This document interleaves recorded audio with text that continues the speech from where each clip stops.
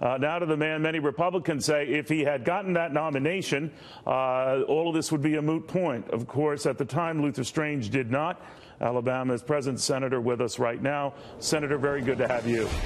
Thank you, Neil, very much. Glad to be on with you today. How do you feel all this? Must be mixed emotions. It is bittersweet. I've loved my time in the Senate. I think we've accomplished an awful lot, even with the disappointment of repeal and replace of Obamacare. So it's disappointing, but I've been honored to serve and looking forward to the next chapter.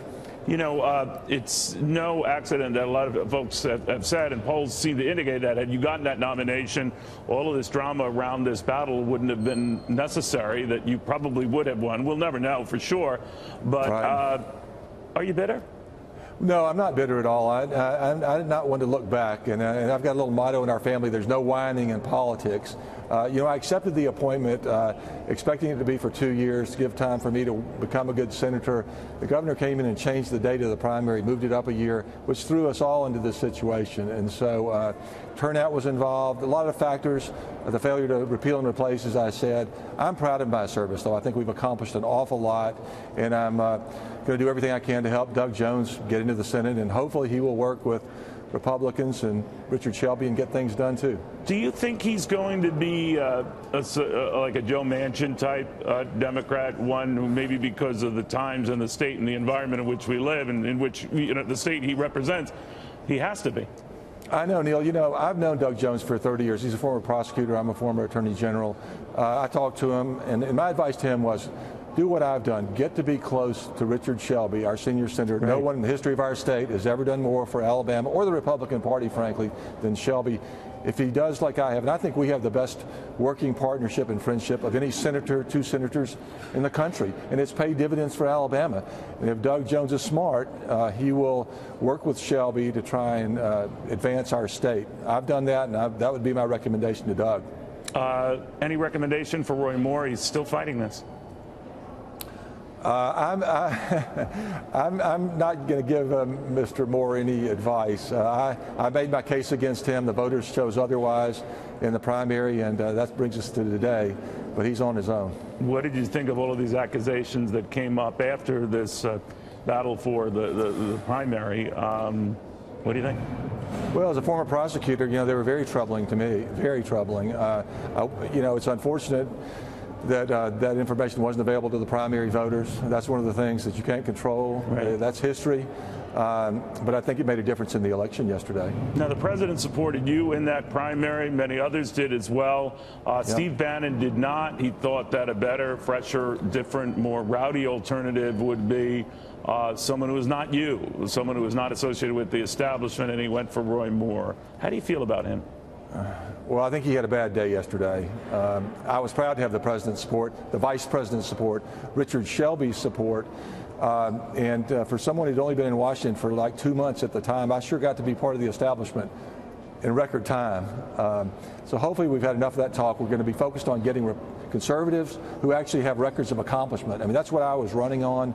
I've actually gotten things done. We have a lot of rhetorical conservatives, like to talk a lot, talk a big game, but are they really getting something done? That's what we need in Washington. Do you think Steve Bannon is that type of conservative? I've never seen him accomplish anything. He has accomplished one thing that I don't think anybody in America thought was possible, and that's getting a Democrat elected in the state of Alabama. Now, there are a lot of people who are going to say, all right, hopefully, Steve Bannon, this will be a lesson not to try to find primary challengers to establish incumbents.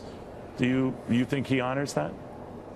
You know, I haven't given Steve Bannon a bit of thought, but I have talked to my colleagues in the Senate, my Republican colleagues, and I've said to them, I was the kind of the coal mine in the canary, the proverbial canary there. You know, when we didn't get done what we said we would do, and I was only there a few months, I said, I'll be a test, and that's exactly what happened. When we didn't repeal and replace Obamacare, the voters were rightfully mad. No one madder than I was, but I was the one guy hanging out there to take it out on, and we see where we ended up. You know, Senator, a lot of people don't know a lot about Doug Jones. We know his civil rights record. We know he's a good and decent man, as are you. A lot of guesswork as to what and how he would vote if it ever became necessary and this tax cut thing were pushed back on the tax cuts. Would he be an automatic no vote? What do you think? Well, you know, the Republicans the Democrats have voted together in lockstep since the year I've been here. So I'm not expecting anything different. But it goes back to what I said before. If Doug Jones is smart, he will develop a close working relationship with Richard Shelby and watch what he does, because it's going to be good for Alabama. It's going to be a conservative position. It's ultimately going to be good for America. And frankly, that would be good for Doug politically if he wants to have any kind of career in Alabama. What about you? I mean, this is, you know, a term that is it's finishing actually originally Jeff Sessions' term. So in 2020, when the president's running for re-election, assuming he wants to, this seat opens up again. Are you interested in it? Are you trying to get me divorced, Neil? I'm not sure what's... I'm honored to have served as Attorney General for 2 terms. As a senator, I'm proud of my record. And I think that'll be up to, you know, I make plans, God decides in the end. And but I want to stay involved and make a difference for my state. It's a beautiful place with wonderful people, and we have a bright future ahead of us. All right, and I admire how you wouldn't take my tacky bait there. Finally, on the tax cut, Senator, it's looking like in the proposal that was released today at a conference, the top rate goes down a little bit, the corporate rate goes up a little bit to 21%. They're confident they can get this through, signed, sealed, and delivered by Christmas by the president. Do you think that's doable?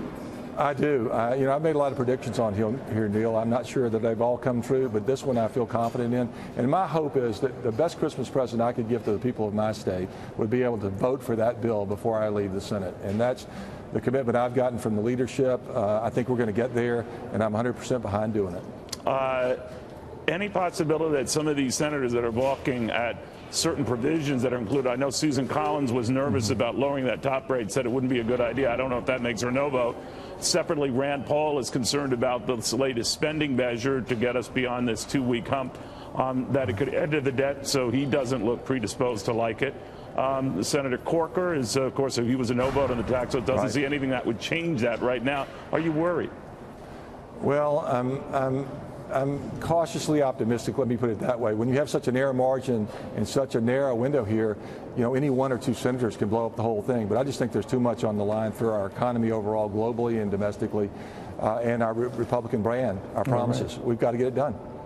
Senator Luther Strange, thank you very, very much. We appreciate it.